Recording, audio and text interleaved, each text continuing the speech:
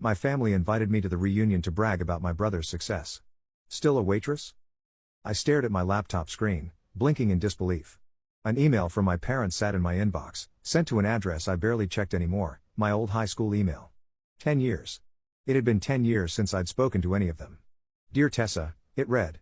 We're writing to let you know that in 2 weeks, there will be a family reunion at your brother Derek's newly purchased house. All the closest relatives will be there, and we think it's the right thing for you to come too. At the bottom was my brother Derek's address. I snorted. The right thing to do? Classic mom and dad. I closed my laptop and walked to the window of my office, looking out at the city below.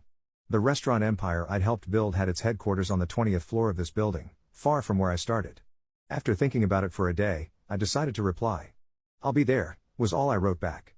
Then I sat back in my chair and let the memories flood in. I was always the odd one out in my family. Derek was the golden child, handsome, funny, outgoing, and the absolute center of attention. Everyone adored him. Our aunts and uncles practically worshipped the ground he walked on. Grandparents spoiled him rotten. Mom and dad? They might as well have had a shrine dedicated to him. Me? I was just Tessa the mouse, quiet, shy, awkward Tessa, who preferred books to people and silence to chaos. Why can't you be more like your brother? Mom would ask when I'd hide in corners during family gatherings. Those gatherings where absolute Derek would be in the middle of it all, playing his guitar while everyone clapped and cheered. Meanwhile, I'd find the most isolated spot and count the minutes until I could escape. There goes the black sheep, Aunt Linda would whisper, not quite quietly enough. Such a strange girl, Uncle Rob would reply, shaking his head.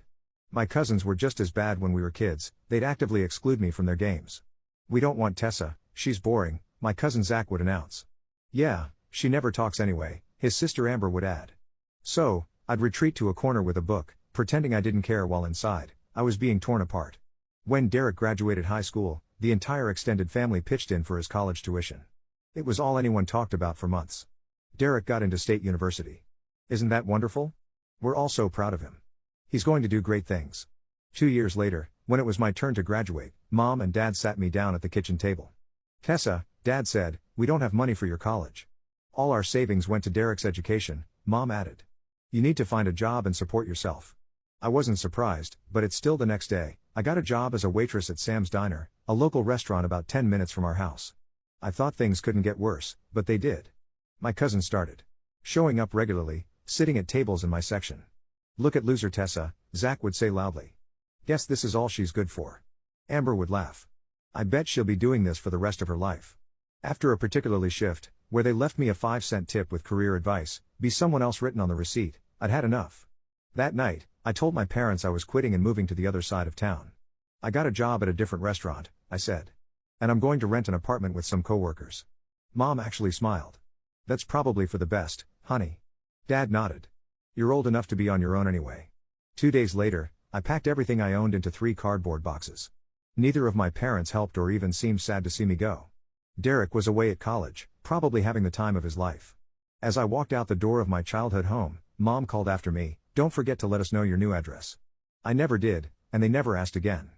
The apartment I moved into was small and cramped, shared with 2 other waitresses, Jamie and Liz. We each paid a third of the rent, which was all we could afford on our meager salaries. The restaurant where I got hired was called Bella's, run by a woman named Isabella Martinez. It was nothing fancy, just a mid-range place serving decent food, but it was as far from my family as I could get while still staying in the same city, and that was all that mattered to me. I myself into the work, arriving early, staying late, picking up extra shifts whenever I could. I needed the money, yes, but more than that, I needed something to focus on besides the hole in my heart where a family should have been. 6 months into my job at Bella's, I noticed Isabella watching me more closely. One evening, as I was finishing my shift, she called me into her office. Tessa, I've been impressed with your work ethic, she said, gesturing for me to sit. You're the most reliable server I have. Thanks, I mumbled, not used to praise. Isabella leaned forward. I want to make you head waitress. It comes with a $150 raise and more responsibility. My eyes widened. Really? I mean, yes, thank you. She smiled. There's something else. Have you ever thought about restaurant management? I shook my head. The community college has courses in restaurant management. I think you have potential, Tessa. I'd be willing to work around your class schedule if you're interested. For the first time in years, I felt like someone believed in me. I'd love that, I said. With my promotion and slightly better pay, I was able to move into my own tiny studio apartment a few months later. It wasn't much, just a single room with a kitchenette and bathroom, but it was mine. No roommates, no family, just me. The holiday season was approaching, and despite my better judgment, I called home on December 15th. "Hi, Mom, it's Tessa." "Oh, hello, dear," she said, sounding distracted. "How are you?" "I'm good. I was wondering about Christmas plans. I thought maybe I could." "We're spending Christmas at Aunt Karen's this year," she interrupted. "Derek will be home from college, and everyone's excited to see him." "Could I join you there?" I asked, my voice small. There was a pause. "Well, to be honest, Tessa, no one really asked about you. I think it would be awkward if you showed up." I hung up and cried for an hour. Then I dried my tears and made a decision. I was done reaching out. If they didn't want me, I wouldn't waste any more energy wanting them. The next day at work, Isabella noticed my red eyes but didn't pry. Instead, she handed me the closing shift for Christmas Eve and Christmas Day. "Double pay," she said. "I figured you might want it." I nodded gratefully. "Thanks. I don't have anywhere else to be." "Their loss," she said simply. I myself into work and my studies with renewed determination. The restaurant management courses opened my eyes to a world I hadn't known existed. I discovered I had a head for numbers, a talent for organization, and surprisingly, a knack for leadership. By the time I turned 24, I was the general manager of Bella's. I had my own office, tiny but still an office, and a salary that let me upgrade to a one-bedroom apartment. Then came the day that changed everything. Isabella called me into her office, looking troubled. "My aunt died," she said. "Left me some money, about $200,000. "I'm sorry for your loss," I said. She waved her hand. "We weren't close, but now I have this money, and I don't know what to do with it. I've been thinking about expansion," she continued, "opening a second location, maybe a third. What do you think?" I didn't hesitate. "I think it's a great idea. I could help you draft a business plan. It's what I've been studying." That night, I stayed up until 3 a.m. researching and drafting. I poured everything I'd learned into that business plan: market analysis, financial projections, staffing needs, location scouting. When I presented it to Isabella the next day, she was stunned. "Still a waitress?" "This is professional grade work, Tessa." I shrugged. "It's what you deserve."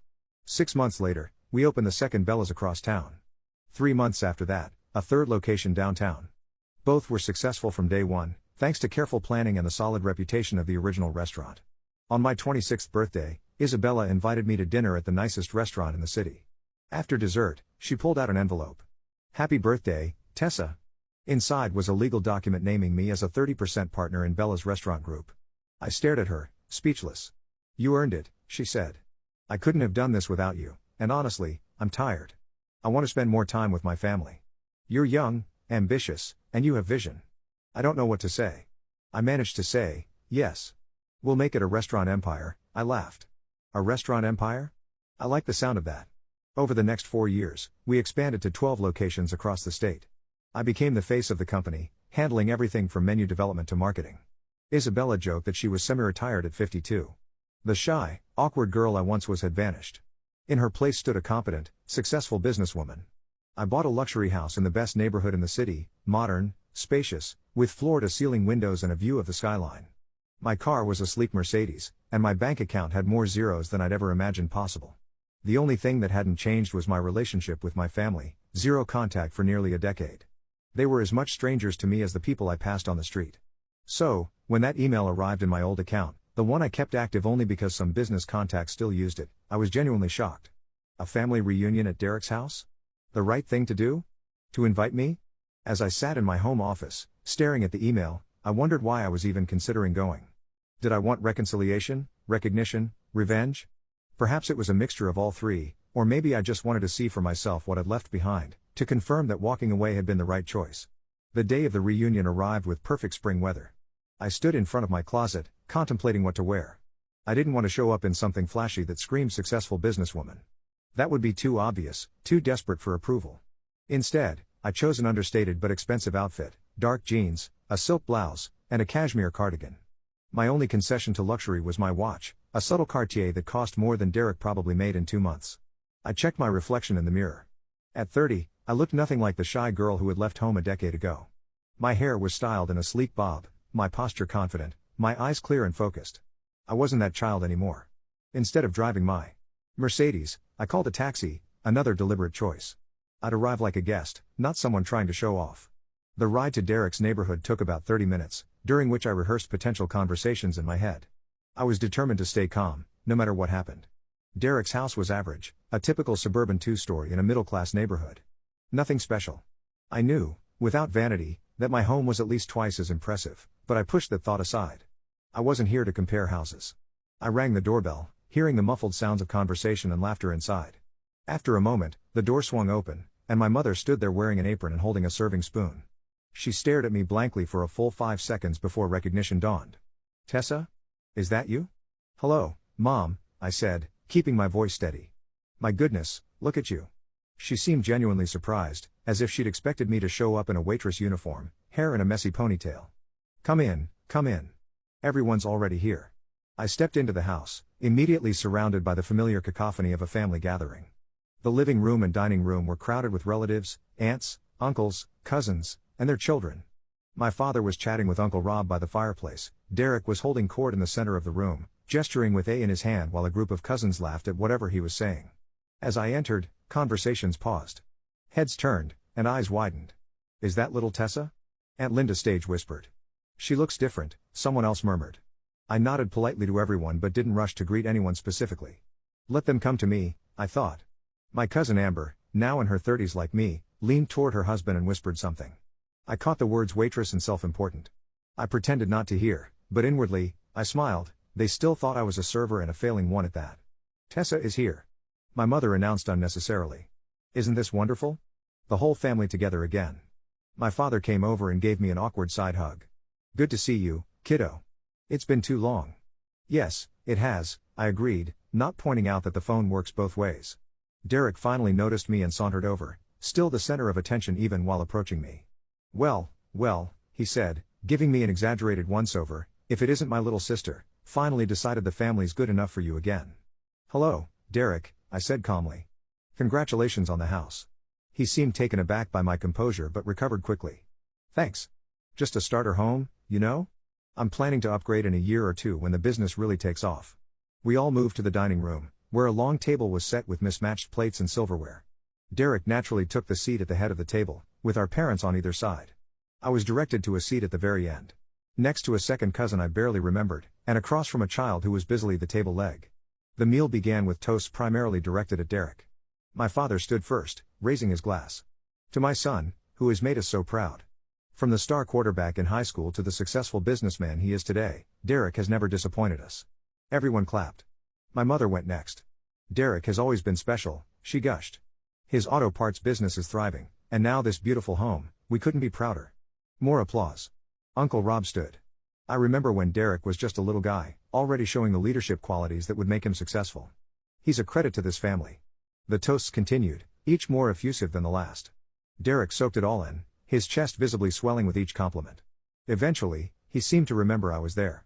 He looked down the length of the table at me, a slight smirk on his face. "What about you, Tessa? Want to say something?" All eyes turned to me. I set down my fork, ready to offer a simple congratulation, but Derek me off. "Still waiting tables, sis? Or have you been promoted to dishwasher by now?" The table erupted in laughter. I heard Aunt Linda snicker. Imagine still being a waitress at her age, she whispered to Uncle Rob, loud enough for everyone to hear. 10 years ago, I would have blushed furiously, possibly even cried. I might have made an excuse and fled the table, but not today. Today, I laughed, a genuine laugh that startled everyone into silence. "What's so funny?" my mother asked, looking confused. I smiled at her. "It's funny that after 10 years of not being in touch, none of you know anything about my life, not a single thing. Yet you all feel comfortable making assumptions." The table went quiet. I reached into my purse and pulled out my business card, embossed, elegant, with the Bella's Restaurant Group logo in the corner. I handed it to the second cousin beside me. "Would you pass this to Derek, please? And feel free to look at it on the way." He glanced down, and his eyes widened. He passed it to the next person, who had a similar reaction. The card made its way around the table in silence, each person reading it and then staring at me with new eyes. When it finally reached Derek, he looked down at it, then up at me, his face draining of color. "Tessa Hamilton? Co-owner and CEO, Bella's Restaurant Group?" He read aloud, his voice hollow. "What does that mean?" my father asked, leaning over to look at the card. I took a sip of water before answering. "It means I'm co-owner of a restaurant chain with 12 locations across the state. We're planning to expand nationally next year." The silence was absolute. "You're a restaurant owner?" my mother finally managed. "Co-owner," I corrected. "I own 30% of the company." I started as a waitress, became manager, then business partner. We'd been profiled in Restaurant Business Monthly twice. Derek was staring at me as if I'd grown a second head. My house is about twice the size of this one, I added casually, then deliberately went back to eating my salad. My parents exchanged glances, then, as if someone had flipped a switch, my mother's face transformed into a beaming smile. Tessa, why didn't you tell us about your success? We're so proud of you. I chewed slowly, swallowed, and dabbed my mouth with a napkin before answering. You could have asked about my life at any point in the last 10 years, but you didn't, not once. The table fell silent after my statement. My mother's smile faltered, but she quickly recovered. Well, we're learning about it now, aren't we? And we're thrilled. Isn't that right, everyone? Suddenly, relatives who had been mocking me minutes earlier were falling over themselves to show interest in my life. Tell us about your restaurants, Tessa. How many employees do you have? Are you on one of those cooking shows? Derek sat at the head of the table, sullen and quiet, the forgotten center of attention. My father kept glancing between us, as if trying to reconcile the successful woman before him with the daughter he'd written off years ago. I answered their questions politely but briefly. After about 15 minutes of this new uncomfortable dynamic, I checked my watch and stood up. I should be going. I have an early meeting tomorrow. But you just got here. My mother protested. We have so much catching up to do, 10 years worth. I agree, but I don't think we'll manage that in one evening. As I gathered my purse, my parents followed me to the door, with several other relatives trailing behind. Derek remained seated, staring at my business card. It was wonderful to see you, Tessa, my mother said suddenly, warm and affectionate. We've missed you so much. I smiled, not unkindly, but without warmth. Have you? She blinked, taken aback. Of course we have. You're our daughter. Interesting, I remarked, because when I called you that Christmas and asked if I could join the family celebration, you told me no one wanted me there. She had the grace to look embarrassed. That was a misunderstanding. Was it? I asked, or is it that you suddenly want a relationship now that you know I'm successful? Tessa, that's not fair, my father interjected. No, it wasn't fair, I agreed. None of it was fair. But that's in the past now. I walked out the door, hearing my mother call after me, we want to make things right, Tessa. We want to be a family again. I didn't respond. I got into my waiting taxi and directed the driver to take me home, my real home, the one I'd built for myself.